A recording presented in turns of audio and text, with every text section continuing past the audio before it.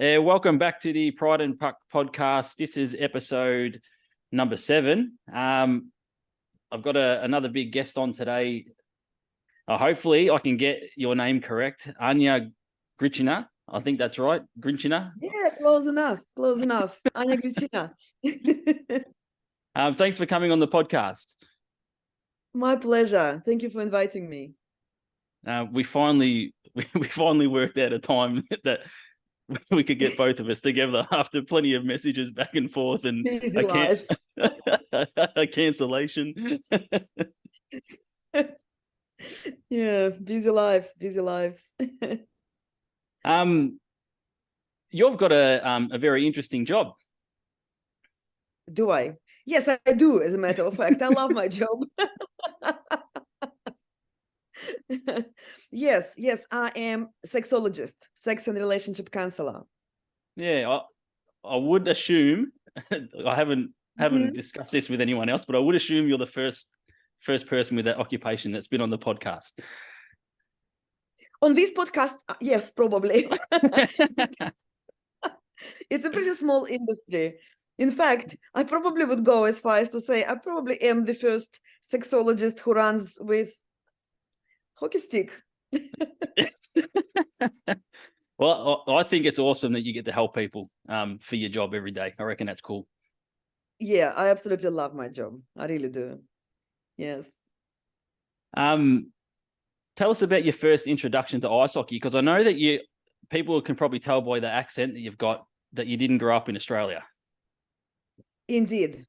I grew up in Russia, which at the time was actually Soviet Union. Yeah. And so I actually was born and grew up in Siberia, which is a very cold place. Most of the time it's winter. At the coldest time it's -40. So, there comes time when every park and every field and every empty space turns into something rather icy. And so winter sports were always favorites because they're accessible and almost free, really. So yes, there was a lot of winter sports at school. In fact, to a point where, as a school kids, we were just so sick of it. We would all go around with the, big field skiing, and it's Yep. not really exciting skiing either, because it's on a sort of level, not like that, not on a slope. It's just kind of boring going around and around with skis. So I got really bored of that. But yes, so I did skate a little bit, because you grow up in places like this. It's almost unavoidable, really.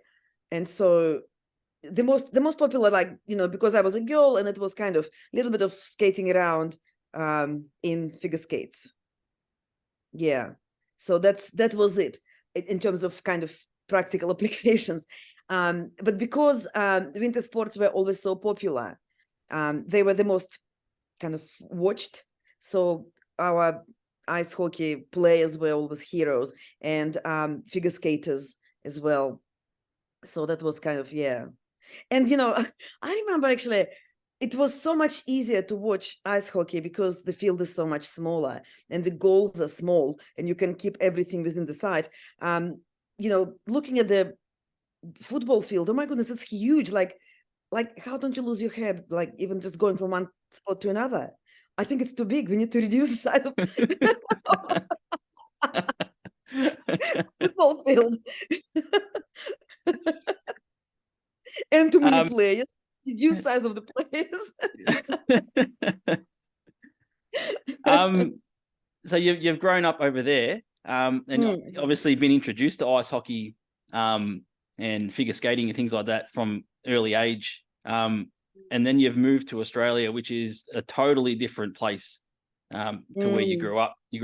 So how did that sort of go about, moving here from a place that's very cold to a place that's known for its beaches and sunshine? Yeah, look, the climate was actually major consideration. Major. I absolutely loved kind of, the whole idea of it. I haven't experienced before, obviously. And so the first couple of years, I didn't actually even notice season changes. To me, it was like constant summer. now, of course, I'm the biggest whinger. How, oh, the winter is so cold, you know. Oh. But yeah, to me, like the first when I arrived, it was just like, this is like our summer, all of it. Yeah. Yeah. Yeah. So that was one of the major kind of appeals to me. Other than obviously, you know, economy was completely in ruins in Russia. Yeah, understandable. Yeah. When you moved here, did you actually think Australia would have ice hockey here? Didn't even cross my mind. Didn't even cross my mind.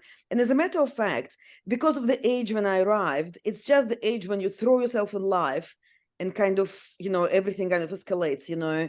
I started uni, I have a child, I finished uni, I got a job, I got another child, and it went on and on and on.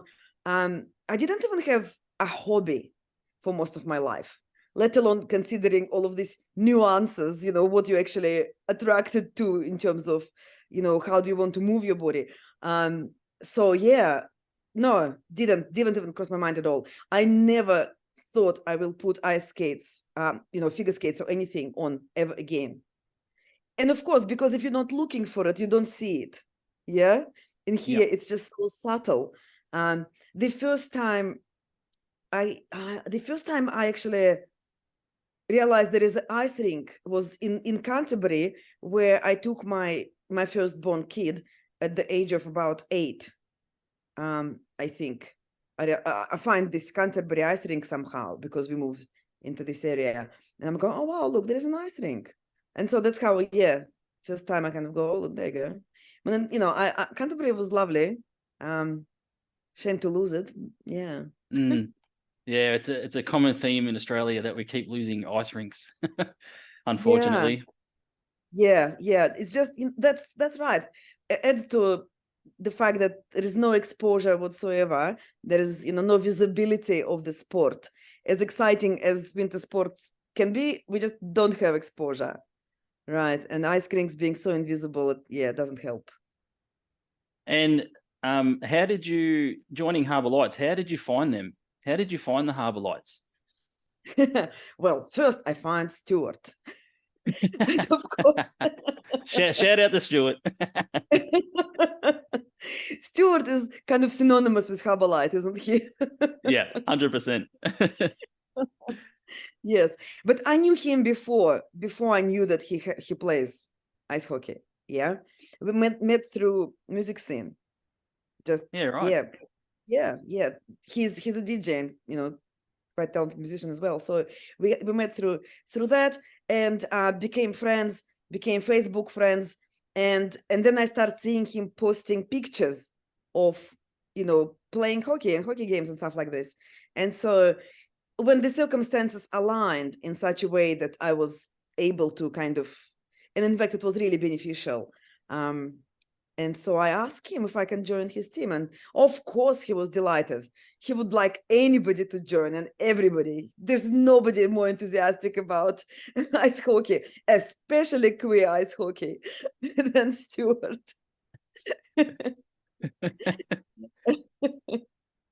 And I know that playing for Harbour Lights, you mentioned to me before we come on the podcast, it's almost like a mental health thing for you, especially playing for Harbour Lights. You mentioned on a dementia scale. Can you sort of tell us about that? So yes. In a way, because ice hockey requires so many skills that I haven't had, right? So everything from balance. And when I started, I was 51. Now I'm 53. So it is kind of an age where you start thinking, okay, where are we going to go with this? How are we going to maintain the cognitive capacity and all of that? And so, I figured if I just stick with this, I will never have to actually work too hard on anything else, because there is so many skills. You know, skating itself, I will never be done with it and just go, well, now I'm supreme skater, because it requires so many, every muscle in your body and every brain cell in my head, which never get used in any other ways, right? Gets engaged. you know, that just picking up the balance, the importance of the balance in it, and how much mindfulness you have to put into balance, and you know where the body weight is going. Just extraordinary. And on top of that, of course, it's, you know, there is a stick in your hand and there is puck in front of you, well, hopefully, and other players to consider, and there is rules of the game and what's going on, and it's so fast, you know, like literally every neuron in my head is firing. You can't, yeah, this is it. Like, this is my preventing dementia strategy. Yeah. And you mentioned your age.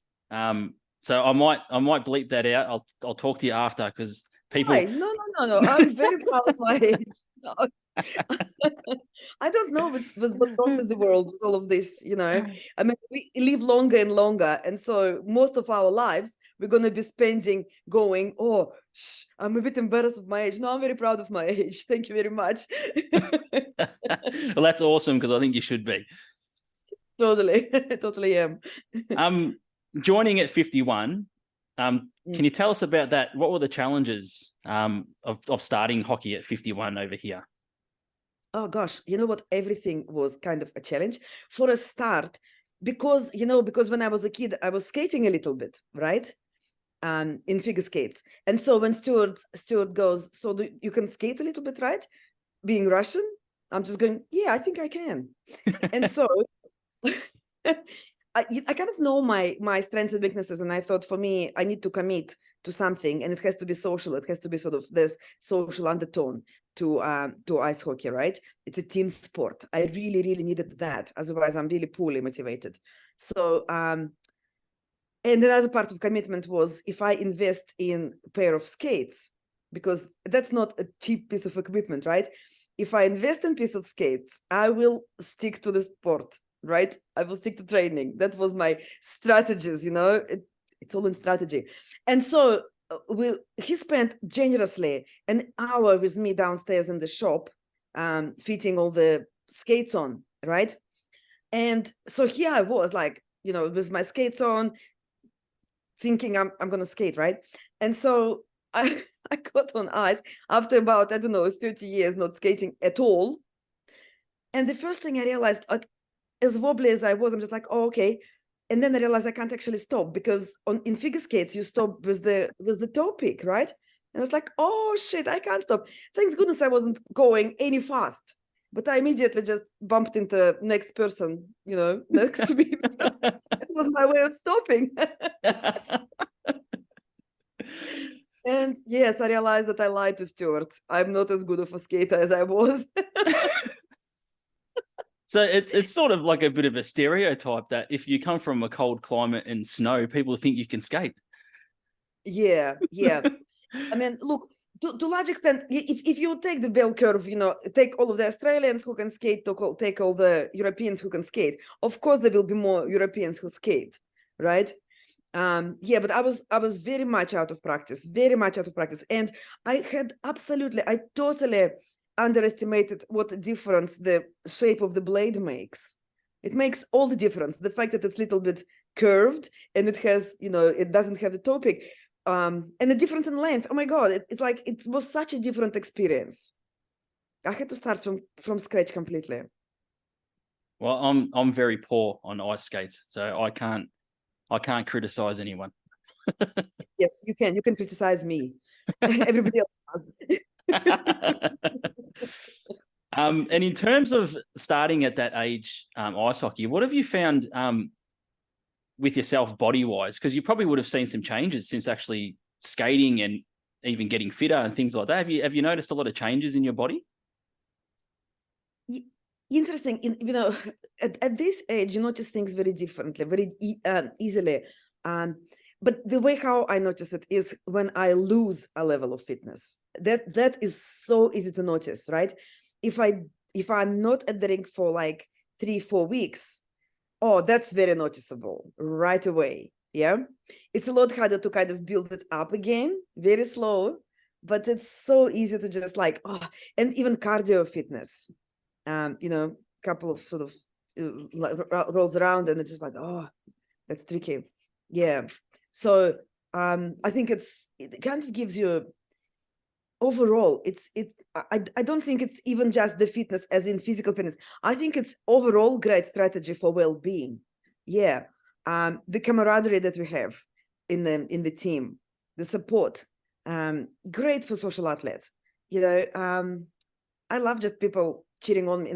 I've never became and never will be a particularly impressive player. But boy, do I like just running around, even though I'm the slowest. But never mind, I'm there. And you know, and people are just so generous with their support. I love hearing them just, you know, when I'm a defense, it's really goalies on their own. But still people are cheering for me, and it's really pleasant. Yeah. And Harbour Lights has obviously got so many different individuals, from older people to younger people in between. How did you find coming in to Harbour Lights and forming relationships? Was it quite easy, or was it difficult at the start? Very easy. Very easy. It's such an inclusive place. Really.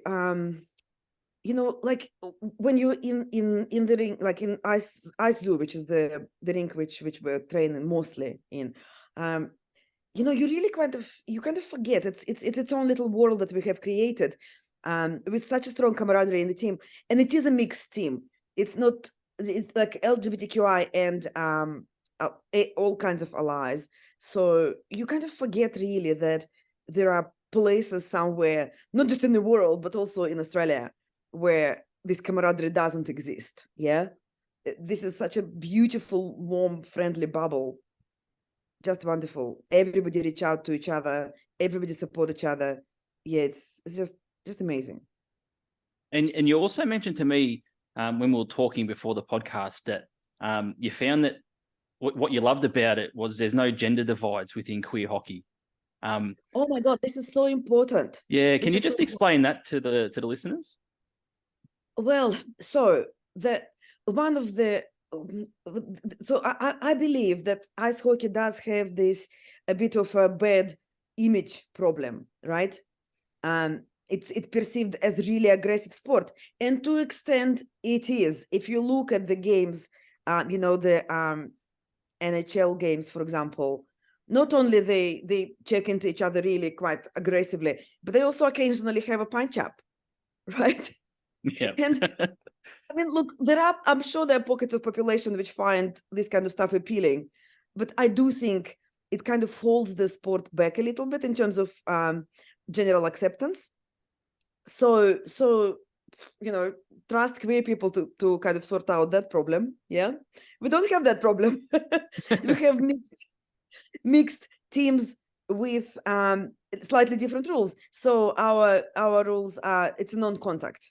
The reasons why ice hockey has such a reputation for being dangerous sport, I think is actually because it's contact sport. The fact that you fall on the ice, and ice is a pretty hard surface, seems terrifying. However, the gear is phenomenal these days, right? Gear is fantastic. You just fall and you pretty much bounce back and off you go. But when somebody, you know, 100 kilos weight checks deliberately in you aggressively, that's a different level of danger. And so that level of danger is removed with queer hockey, because it's mixed team, and it would be unbelievably unsafe if we would did that, because somebody who is 50 kilos will play with somebody who is 100 kilos, right? And so, oh gosh, those games, even if accidentally we bump into each other and it's in an actual game, I can hear like, oh, are you okay? Yeah, I'm okay. Okay. And so each other kind of like helping each other up and checking everything is all right. So the completely different level of risk and risk of injury. Yeah. Yeah, I'm not a fan of fighting in hockey at all. I don't know how long they're gonna go on like this. It just looks so antiquated these days, doesn't it? It Just does. go, come on, somebody make a call already. It has to be ruled out. You touched on it a little bit before about the encouragement that you get from the squad. Can you tell us a little bit more about that? Because it's sort of, that's the idea of the podcast, or that was the idea behind the podcast. Why I wanted to start it was to get people to talk about that from a queer perspective and from a allies perspective, and just how it's helped yourself and other people. Can you just talk us about that? How much that means to have that encouragement from within the Harbour Lights for everyone? It's everything. It's 100%. See, the thing is, we created such a very specifically vibrant and positive environment. It's very different from any other clubs, and the reason we know that is because because we're so inclusive, we managed to recruit such a mix of people, and some of them are experienced in from all other kind of leagues they trained with, and when they play with us, they always say, this experience is so different. This was the funnest experience of hockey I ever had. Honestly, you wouldn't believe how often we hear that when we have games. When we had the World Pride Games here and Pride Cup last year, we have exactly the same experience when people reflecting back, people who we recruit as like allies, for example, who had many experiences with any other hockey teams, and they just go, yeah, this is just different vibe completely. In fact, the only reason I remember the score after the game, because I take it personally. If somebody scored on us and I was the defense and I was nowhere to be seen because I was trying to make my way from the other side of the of that field, I know, that's on me. And I remember that we kind of lost one. But ultimately it absolutely doesn't matter who win, who lose. We just play for the fun of it. We really do. And this is that makes so much difference. Do you think a club like Harbour Lights, it's obviously the hockey's there, but they're more about the person and people rather than so much the hockey? The hockey is obviously a byproduct of it's. Do you think it's because of that is why people feel a difference at Harbour Lights, because it's a lot of focus on the individual and making people feel welcome? Yes. And honestly, Stuart put so much effort into it. I'm sure he will hate that I'm mentioning him repeatedly. But he literally just welcomes every single person we recruit, like individually and personally. Yeah. And so it becomes very very personal, and his passion for hockey, it just permeates everything. Yeah. And bubbly personalities just come forward, and we created such a really interesting, vibrant team and really good board, right? And like all of a sudden these individuals just come and flourish because the environment is so supportive. Yeah. Well, but hockey is definitely the glue, but I don't think without the attitude it would be possible to create a team which is just so positive. Yeah. And if just on that, if you keep mentioning Stuart actually might decide to come on the podcast. So just if we keep mentioning Stuart's name, I reckon he should, because it's almost like he is an elephant in the room, right?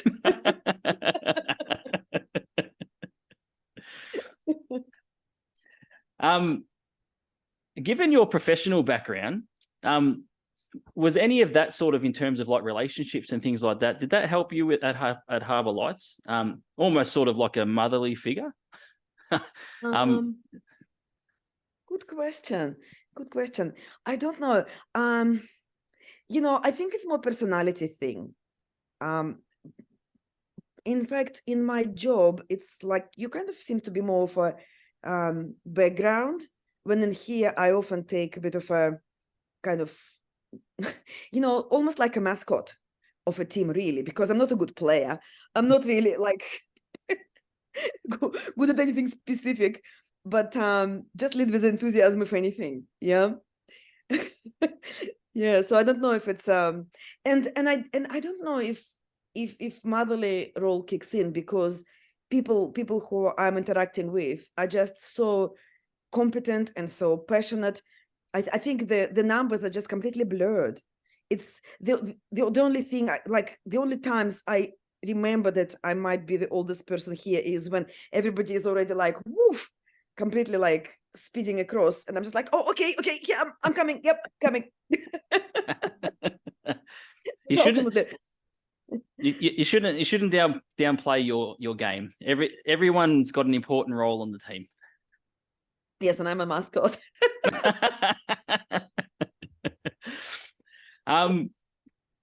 One of the things I wanted to ask you, and this is sort of a little bit left field. You love the smell of hockey. Why do you love the smell of hockey? Because I don't think it does have a distinct smell to it, but I've never heard anyone say that they love the smell of hockey. Right. I'm gonna give you like scientific explanation, right? I think, well, if anybody, I'm pretty sure every person who would be listening to this podcast will know exactly how hockey smells, right? Yeah. Let's not be. Yeah, that would be people who know the smell of hockey. And so it might not be in and of itself particularly pleasant smell. However, because when you actually engaged in this activity, the whole entire sort of hormonal landscape of the body creates this absolutely fabulous cocktail of chemicals, right? You know, when you accelerate on ice, and it's just so it's kind of this effortless and so much speed out of nowhere it comes. It's, you know, all of these endorphins and dopamines, they just overwhelming, right? And so to me, the smell of it also kind of intertwines with feelings of all of that, everything else that comes with hockey, including camaraderie, including this social kind of side of it. So because all of it like that, like, you know, as soon as I open my hockey bag, I can smell all of that. I can smell the excitement and friendship and this acceleration, you know, all of it. And this is how it's by association, I think. I try not to separate it, otherwise it would be really ghastly. The smell of hockey. The smell of hockey becomes your happy place. That's it. That's a fun name for a podcast. The smell of hockey.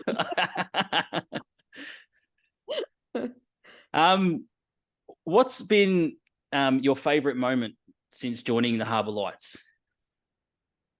Oh my God, you know, there's few, right? I would say the games are usually a highlight, just because the vibe is electric. Everybody just loves it. It's just such a happy time.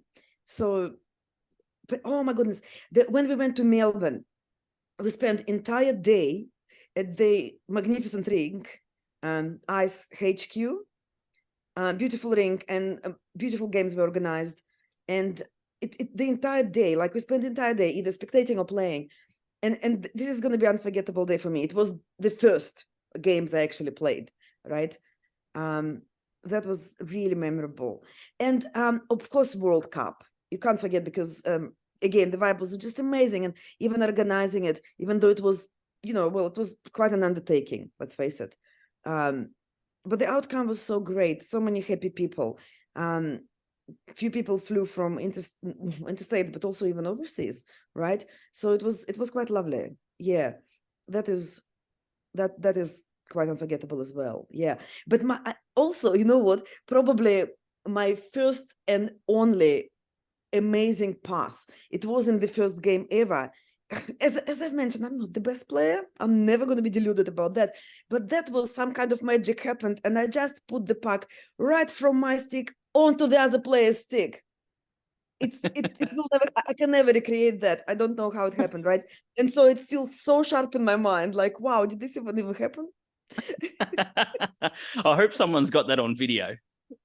Oh gosh, it was in Melbourne, I think. Yeah, it was in Melbourne, I think. Yeah. But ultimately, like, mostly games go like a blur, right? I don't remember much, but that was just like, ta-da! This moment of enlightenment. I remember talking to Meredy. You'd probably know Meredy. Well, I think maybe we have met, but she's much better player than me, so I don't think she would play. She would be so bored, she would have a snooze. And while it's talking about we're talking about the World Pride, and it was, I mentioned, it was almost like with the people there, it was almost like you felt like a bit of a celebrity hockey player, a bit of a professional. Oh gosh, if I would be able to fool myself that far. But look, because there is such a big difference between the beginners game and the advanced players. The advanced players games usually very exciting. I love watching them. Yeah, yeah. So yes, it is a bit of a, but even the fact just how everything went so smoothly, and all of these beautiful jerseys that different colored jerseys that we ordered, and it did feel kind of had this celebratory festive feel to it. The whole event was just magnificent. Yeah, it looked amazing. It looked amazing. One last question for you.